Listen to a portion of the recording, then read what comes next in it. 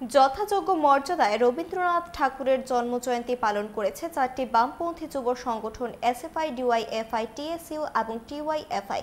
বুধবার মেলারপাড় স্থিত ছাত্র যুব ভবনে বিশ্বকবির প্রতিকৃতিতে ফুল দিয়ে শ্রদ্ধা নিবেদন করা হয়।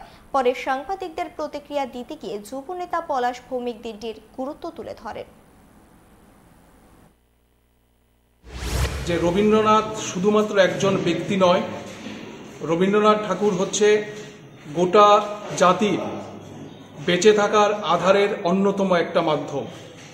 রবীন্দ্রনাথ তার লেখা, কবিতা, গান, নাটক, প্রবন্ধ ইত্যাদির মধ্য দিয়ে সমাজের নানান দিক মানুষের সামনে তুলে ধরেছেন।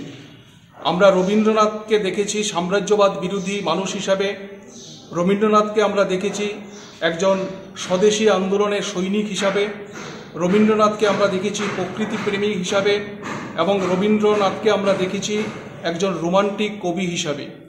ফলে আজকে আমরা মনে করি ছাত্র যুব সংগঠনগুলো সমগ্র দেশ জুড়ে যে গভীর কালো অন্ধকার আমাদেরকে গ্রাস করতে চাইছে, এই সময়ে আমাদের সামনে লড়াইয়ের অন্যতম হাতিয়ার হতে পারে রবীন্দ্রনাথ।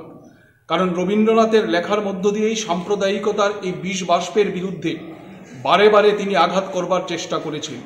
ফলে এই লড়াই আমরা ছাত্র যুব সংগঠনগুলো যৌথভাবে লড়তে চাই এবং এই লড়াইয়ে রবীন্দ্রনাথের কথাই আমাদের হাতিয়ার হতে পারে চিত্ত জেতা ভয়শূন্য, উচ্চ জেতা শির।